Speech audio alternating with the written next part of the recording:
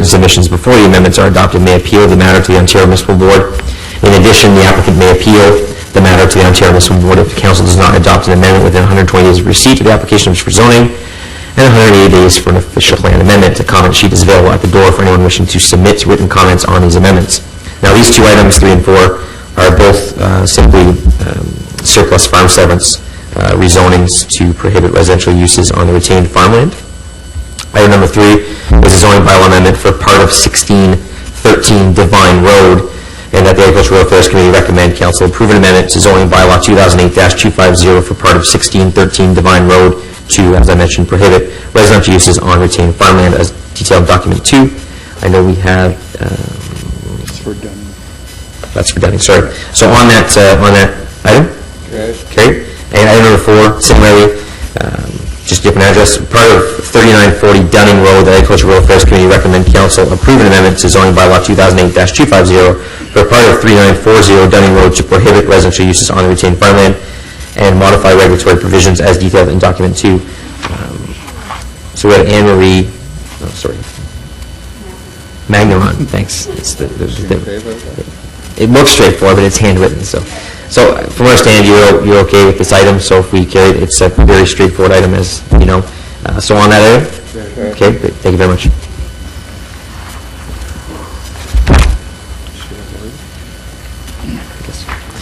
So we're going to go back to item 2, which is the water environment strategy, phase 2. Now, so we'll invite Julia and John up to the podium to make a presentation. So this item did come to the Environment Committee last week. I happened to miss the presentation of Environment Committee, so it's great. I get to watch it for the first time.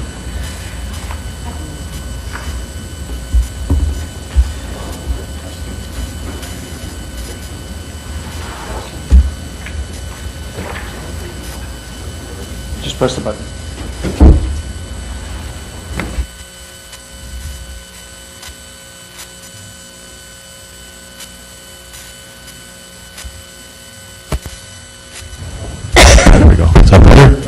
Okay. I'm either too quiet or too loud, so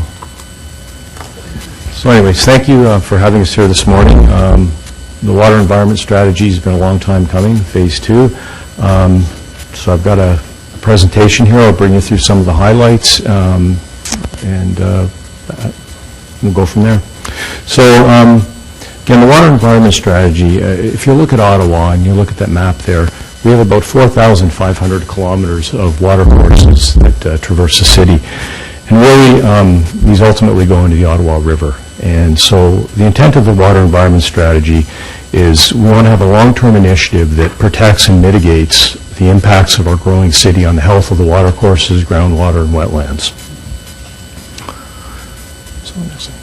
So again, if you see this map, it's really highlighting some of the things we've done in terms of source water protection, and some of those symbols are talking about retrofit areas. And if you look at the long-term financial plan, we have about, on the books now, $250 million in large capital projects. And those things are directed to protect the water courses and the impacts to the water courses that flow through the city. Those are things that you may not think of directly, like the Stewart Street and Sunnyside bioretention projects. And then there's the obvious, like the combined sewage storage tunnel project. So we have lots of these. And while the continuation of these initiatives form part of and contribute to the goals of the water environment strategy, the water environment strategy really identifies a short-term priority action plan for 2016 to 2018, and it responds to priority gaps and opportunities that we've identified with our partners. So how did we get to here? I guess in phase 1 West 2014, we went through a process, and it identified that we could achieve benefits by changes to the way we do business. And really 4 areas were highlighted. One was improved coordination with external agencies, in particular the conservation authorities, improved coordination across the city departments, and the need for an asset management approach to assess risks and set priorities and secure adequate resources for our surface water corridors. And finally, the importance of developing community awareness.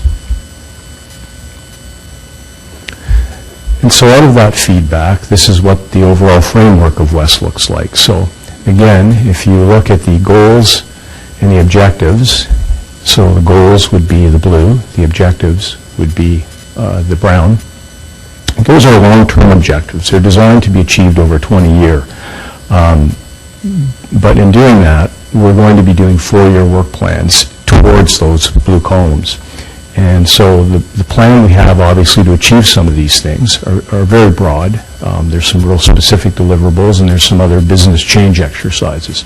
So in the next few slides, we'll go through each of the sort of highlights, the goals in blue, and we'll highlight some of the activities in there. So this is goal number 1, and coordination is enhanced and funding is secured for effective water environment protection.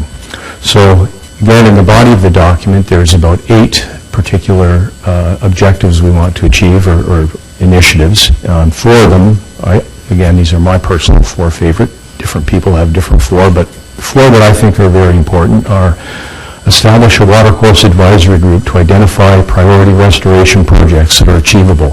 So what we're trying to do is work with our partners to actually deliver some watercourse improvement projects.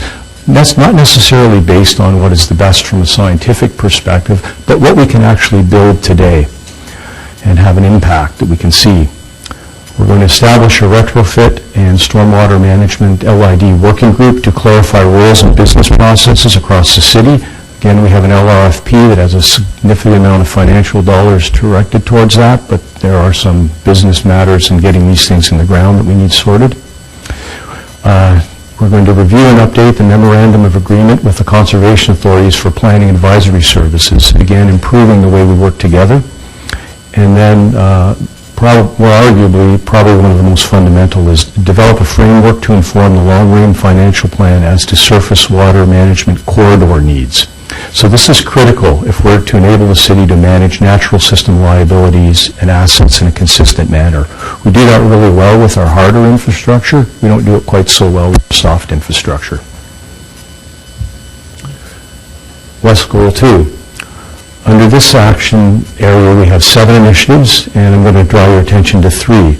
And 3 of these are really, the success of them are going to depend on the participation of our partners. So the first one, and this is actually the largest dedicated budget, which we'll talk about later, is we're going to implement priority watercourse restoration projects within the budgets that we've allocated here. So we're going to set up the group to identify them, and we're going to implement them within this 4-year time frame. We're going to clarify and enhance coordination of bylaw and CA regulations to protect watercourses. So things like urban drainage, discharge impacts, salt storage. We're going to look to use our tools that we have now to mitigate some of these in a proactive manner. And then finally, we're going to finalize the guidelines for minimum requirements for rural services to ensure the protection of groundwater. And this will assess agency planners, city planners, and even development planners in formulating their development applications, so everybody's on the same page and we know what we're aiming for. Goal 3, development and infrastructure support healthy watersheds. Again, it's a very broad goal. There's 12 initiatives here, and I'm going to draw your attention to 5, because these particular 5 really are aimed to be transformative to our storm infrastructure practices. So the first one would be updating the surface water protection policies in the official plan and zoning bylaws so that we have clear guidance on water course protection. Second would be evaluate stormwater facility and storm sewer operating standards and maintenance procedures relative to best practices. So that's something we've not done yet. It's kind of overdue. Thirdly, we've had a lot of talk about this lately through some other initiatives, but we're going to be reviewing the roadside ditch maintenance practices with a view to reducing the impacts we have on natural systems. Another one is develop and launch neighborhood pilot programs in Pinecrest and Westboro to encourage lot level controls by residents and businesses. We've heard a lot through some of the existing user groups that we have that they're looking to move in this area, and some municipalities have already.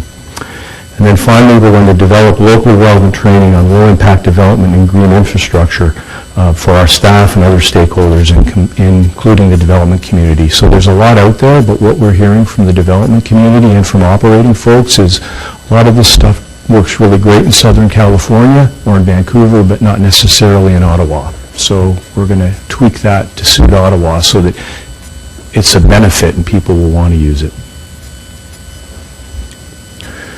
Goal 4, we have 5 initiatives identified, and 2 of these are really, that I'm going to draw your attention to, are more for long-range planning, and one's going to be aimed at the agricultural community.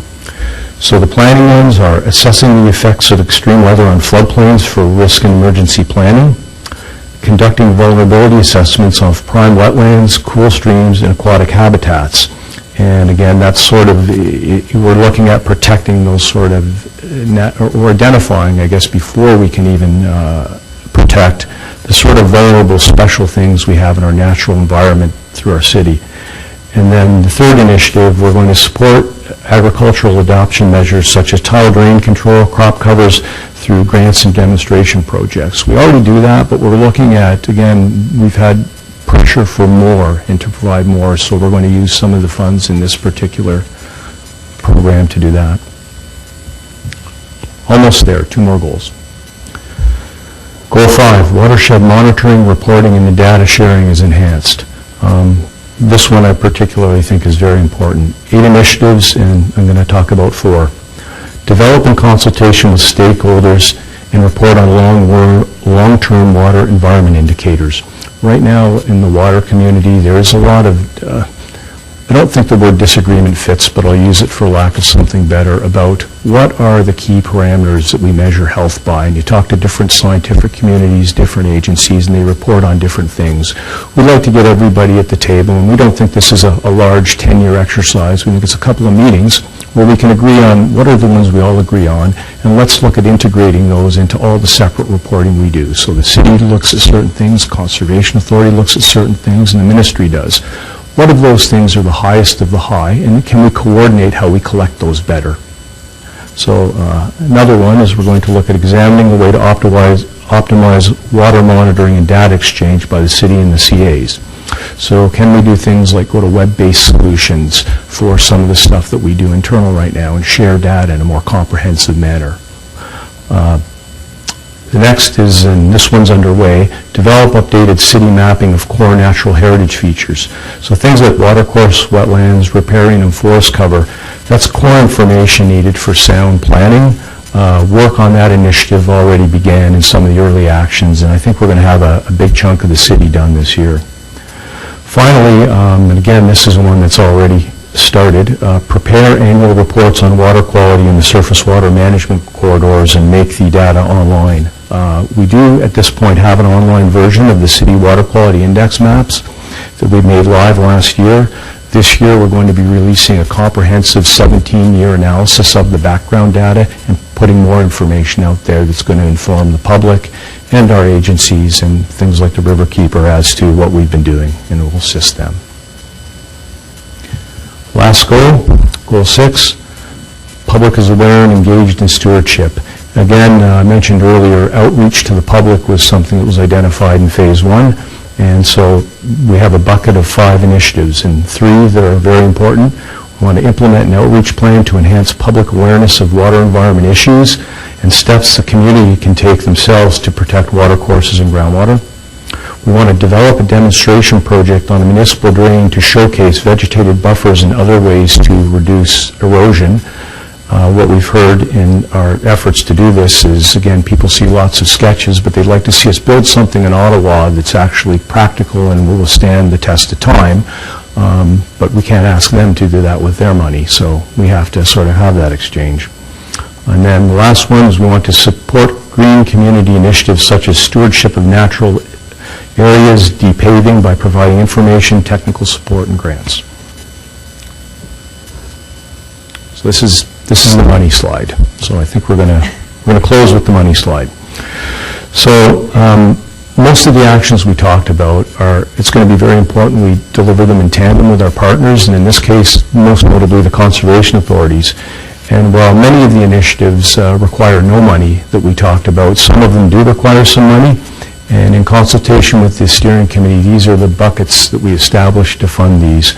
So you'll notice that the largest money we've dedicated over the 4 years, $2.75 million, will be going to direct watercourse improvements we're going to identify with the Conservation Authority. Some of those are underway. $1.1 million is going to be directed to developing innovation and stewardship projects on private lands. And then the last one, implementation tools, those are the mapping pieces and technical issues, vulnerability assessments, and there's been about $840,000 directed towards that over the 4 years. So, you know, so to close it out, the water environment strategy's broad goals, 20-year horizon, but we recognize that challenges, constraints, budgets change over time, and so what we've done is we're really trying to achieve those goals or move towards them in 4-year action plans, because the science is changing, budgets are changing, priorities are changing.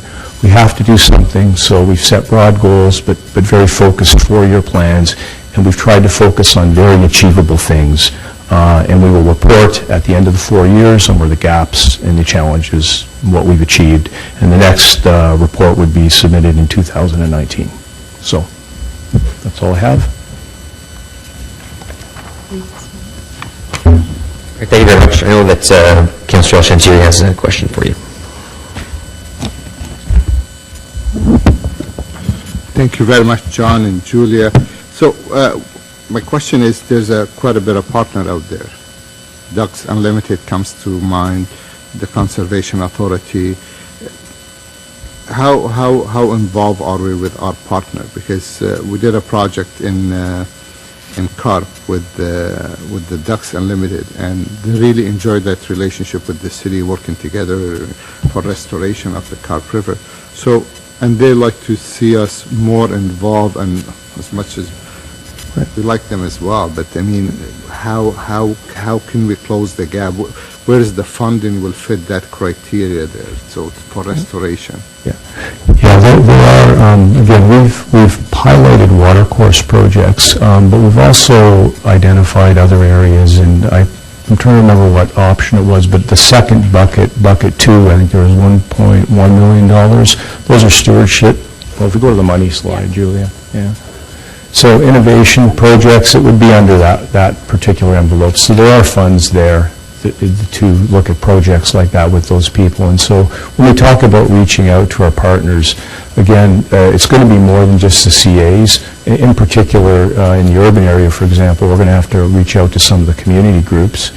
In the agriculture area, some of the agricultural groups. And that's typically where we end up with Ducks Unlimited as well. So Ducks Unlimited will be drawn into some of these actions, I'm very confident. Want to add something, Julia? No, just that actually we have a really good relationship with Ducks, building on the project that was done in your ward, and I think there are already discussions underway about potential partnerships, including leveraging of budgets. So I agree with you, and it is a specific action item to work with partners. Because we find it working with them, it helps us, because a lot of the times they're sharing the cost, so they're cost sharing, where the CA still funded from the same pocket. Basically, it's funded from the taxpayer, the same what we are funded. So we're funded. So to reach out to groups, whether Friends of the Carp, and I'm sure other area, they have the same group where they contribute and work with the city. That's quite a bit of cost saving on the taxpayer. So, but I don't see there's an emphasis on this group with this. So they're not in the text. They are mentioned, and there is a specific action. Yeah. Oh, Yeah, sorry, yeah, just go ahead. Yeah. we feel close. Go ahead. Just to assure you that, yes, they are absolutely a partner, and there's a specific action item that talks about working in partnership with folks that focus on wetlands, and they are the obvious one. There's lots of initiatives, and again, I highlighted again what I thought my personal favorites were, but as Julie's saying, there's a very specific one about Ducks Unlimited buried in the text, so it is there. And just one more point would be, am I off? No, All right. you're good. The conservation authorities, in partnerships with them, are able to often apply for funds that we are not. So there are additional resources that they are accessing, which are also contributing to these projects as well. and if I may, one of the question, we know the conservation authority within the city limit, they can offer basically tax receipt to some land donated to us. And so does that fit? And because also some of those donations, it falls within protection of the wetland or the environmental protected area. Is that fit anywhere with this program? Do we have a place for? Yeah. No, of course. There's any of those environmental initiatives, again, when we develop them with the partners, we'll make sure the appropriate recognition and, on the land of the feature is established. And if it's eligible for tax credit, of course, yeah, we would inform the people of that through the process. We do that now, so, yeah. My final question, or part of the comment, we hear quite a bit about the head wall protection, and then we hear about the CAs doing their testing, and then we hear the Friends of the River doing. So I'd like to see us somehow working together with these agents, so it's not everybody's doing something different, and then we'll find out, we could have worked with these folks, and sometimes you get frustrated because you're in a community and you don't understand if there's a mechanism to invite them and work with us, because we don't know, so the headwater protection is quite a bit in area like Carp, where they have to have that quite a bit of work done. Who is working with them from our folks, like from the city, or just the CA, the Conservation Authority alone? I'd like to know, because sometimes you get those questions and you don't know if there is a mechanism in place. Yeah, right now, we started last year, actually, we started meeting with our internal people and the 3 CAs, the water quality people in all the agencies right now are sort of coordinating their work plans to make sure we're not duplicating. Now, there are some areas where there is some slight overlap, but I think that's been reduced, and on a go-forward basis, we're actually looking at trying to do more of that, actually, through this initiative, where are there areas, for example, that we should just be entirely out of? And this sort of ties into what I was saying earlier. If we find we can agree on certain basic water quality parameters, then really we can probably eliminate even more of that duplication. And so that's definitely a key goal here so we started last year, and they are meeting, they are coordinating, so we don't end up with the Conservation Authority here Monday taking a sample, us here, and then the Riverkeeper here the next day. But we think we can still improve, and that's a goal in this plan, and there is a dedicated group devoted to that. And when you spoke about posting the information, does that mean in coordination with public health, or it's going to be separately? Because Ottawa Public Health do water sampling in some area, and I'm not sure if they still post, but I think they do post that information on a condition of the river or which part of the beach is. So is that going to be working together? All what I'm trying to do is see how connected we are with other agencies. That's basically what I'm trying to do. Yeah, that's right now we actually are publishing online, and what we want to do hopefully is link, and we did talk to the CAs about this, we're looking at linking the sort of special, because they do have specialized data sometimes they have for provincial reasons, and so what we do is we each post, but then we're linking to each other, and in fact right now it's funny, even some of the stuff the CAs are generating, they're actually generating it from tests that we do, and they use it on their sites. So there is a lot of it going on behind the scenes, but I don't think it's well understood. And I think, we're going to be looking a lot more at highlighting the fact that we do share data and maybe linking our sites together. So, and there's complete willingness to do that. I have met with the 3 GMs and have met with the water quality people, and there's really, there's no barrier to that. Just something that needs to get done. Everybody got focused on the science. Well, thank you very much. Thank you, Mr. Chair. And thank you, Julia, for sending me the information, the additional information you did. Thank you.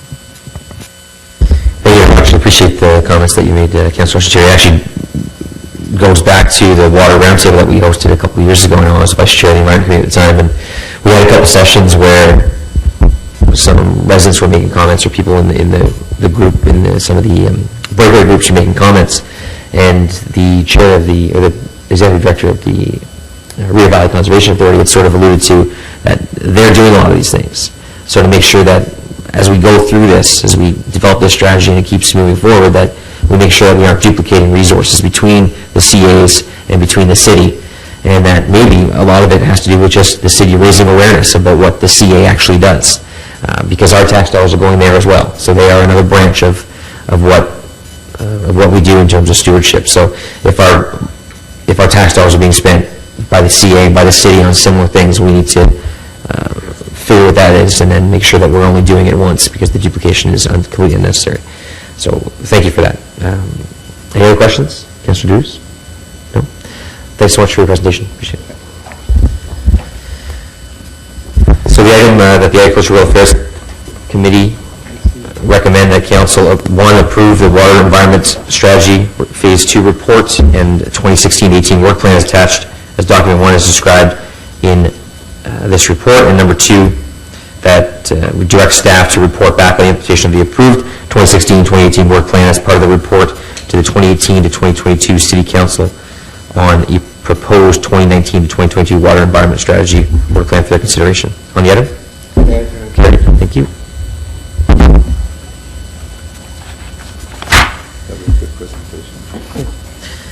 So we don't have any, there's no in-camera items. Information distributed. There was a response to an inquiry from a meeting, one of our previous meetings, on the feasibility of installing mock red light cameras. The answer is no.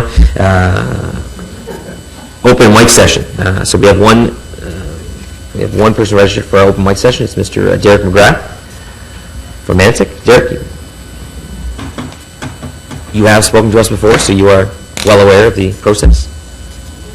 I did a long time ago, but Okay. I hope the process works, because what I'm going to talk about hasn't been working. Yeah, I understand that. So have a seat, and you have 5 minutes. Councilors, staff, thank you. My name is Derek McGrath. I live at 1350 Pelkey Court, and I have a concern with the parking bylaws, the lack of enforcement of parking bylaws. To give you a little bit of a background, my neighbor should have been here, but he has had a discovery thing with his lawyer today, so I'll give a little bit of background of how this started. This has been going on over a year, the parking bylaw infractions. My neighbor called 911 on a number of times. The bylaw enforcement officer attended the scene. I was told by the person doing the parking that tickets had been issued and at least one had been withdrawn. I would like an answer if any parking infractions have been reversed on Pelkey Court within the last year. I don't need to know the name of who the parking under the freedom of information, but if there has been any. This person that we're talking about has 5 vehicles, 2 people live in the house, and there's room to put 2 in the garage and 3 in the driveway. Although this would require some rotating, it would be inconvenient. I did not get involved until I was exiting Pelkey Court the other day, and a small car came around the corner, turning right off of Revel. He probably was speeding, but I can't really ascertain that because I wasn't following him. The truck parked a corner, parked in a blind spot. It's legal to park there. He's back from the corner. He's behind a large tree, and this car came around the corner, and luckily I was going very slow, and I took evasive action and drove onto my neighbor's lawn to avoid a head-on collision. The road here is only 21 feet wide, which is beyond the 19 feet. I looked up in the bylaw that there's no parking allowed. This parking issue, I said, has been going on for over a year, and the vehicles are sometimes left on the road for 3 to 4 days without moving. According to the bylaw, parking is only allowed for 3 hours between 7 a.m. and 7 p.m. Another issue is we have a young man in our court who has cerebral palsy. He has a motorized wheelchair. We have no sidewalks, which happens, I understand that. If he would have been opposite that truck, we would be at an inquest right now, because I could take evasive action because I could turn my wheel. If he would have been in the wheelchair, he wouldn't have been able to take the evasive action time. Also, if the vehicles parked on both sides, you would not be able to get emergency vehicles down into the court. A fire, an ambulance, I think a police car could probably get through. After my near collision, I approached the owner of the parked vehicle and explained my concern. His comment was, what was he to do as he had 5 vehicles? Well, that is not my problem. And the parking continued unless I called 911 after that to report my concerns. The infraction continued, and I escalated the situation by sending an email to Councillor Moffat. No resolution was forthcoming, and I placed a call for Councillor Moffat's office requesting a phone call the next morning. After not receiving a call during that day, I sent another email requesting to know what action was taking place. A reply stated that my actions were heavy-handed. Well, my idea of any of you people were in this situation and almost had a head-on collision, you wouldn't consider it heavy-handed that I got involved. I approached the person. There was no personal confrontation with the person who parked the vehicle. There was with my neighbor. I was told it almost came to a fist fight. Well, if the bylaw enforcement officer was doing their job, this thing, I would have never been involved. The thing would have been resolved. Scott wouldn't have had to get involved. One of the last issues I'm going to say, I plan to contact Rick O'Connor after the current situation, as I believe the City of Ottawa may be vicariously liable for any damages at this intersection that would occur at a later date. Although the situation on Pelkey is better, it has moved to Revel, which does not respect that the vehicle must be moved 300 meters during that 3-hour time frame according to the bylaw. In fact, the truck was on Pelkey this morning at 9:30 this morning when I left, which would have been in 1/2 hour of a parking violation. I think this thing has gone on long enough. The rest of us have to respect the bylaws that are in place in the City of Ottawa. We all pay the same taxes, and I believe everybody should be treated equally, and I shouldn't have to come here to get the bylaw enforcement officer to do their job. Thank you.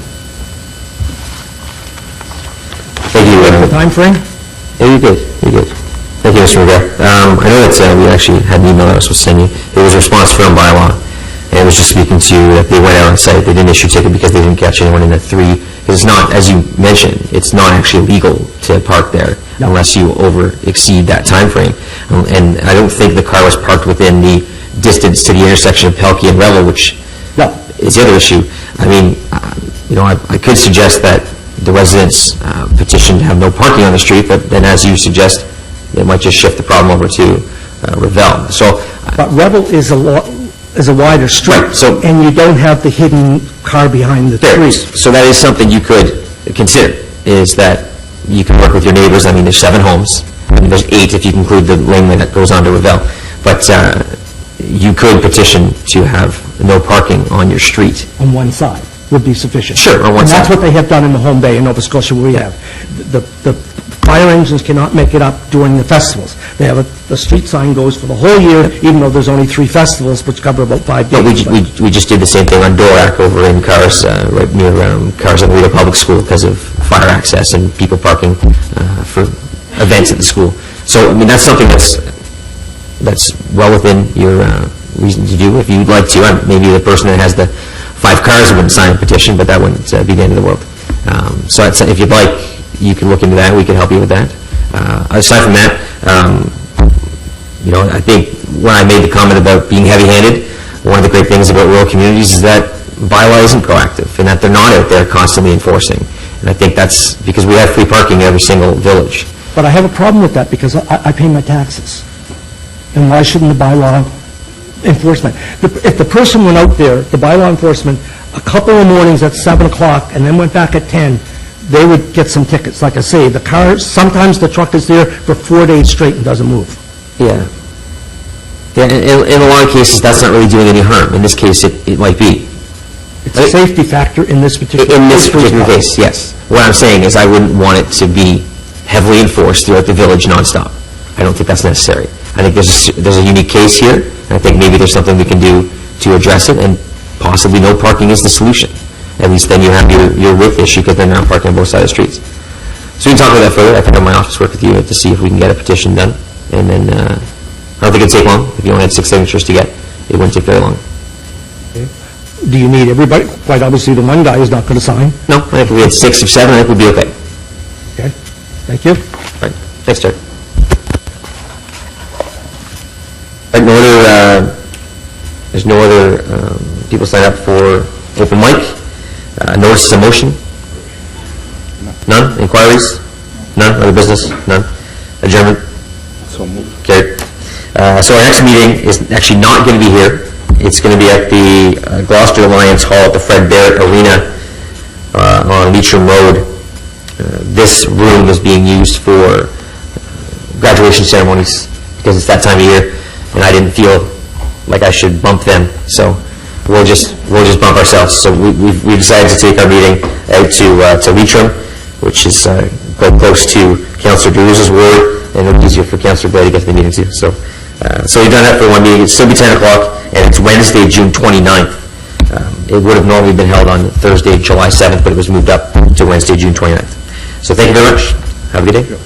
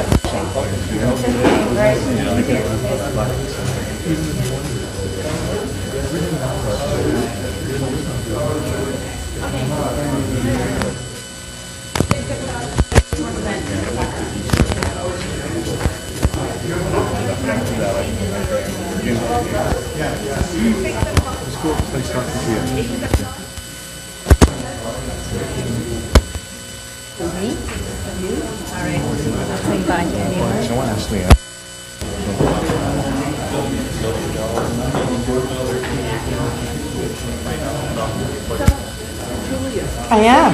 Nice to meet you. Nice to meet you. Clerks. From where? From, Clerks. of course, that's why you guys get to sit over here. I know, it's like you have more clothes on than usual. Normally I see you in a different, of course you come through, right? Like, what's the deal? Yeah, but you have no idea, but you don't know which section we're in. Right? I'm in environmental services, yeah. Yeah, this is the kind of stuff. Exactly.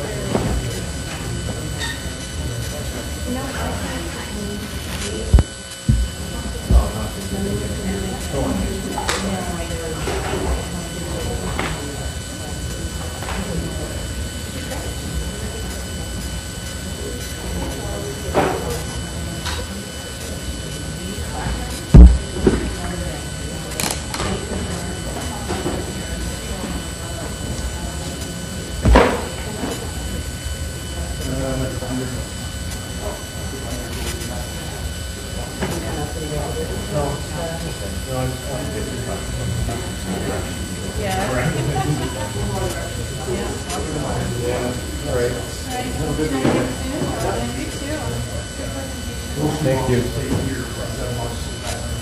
I'm here. Online. Okay, because I can make that.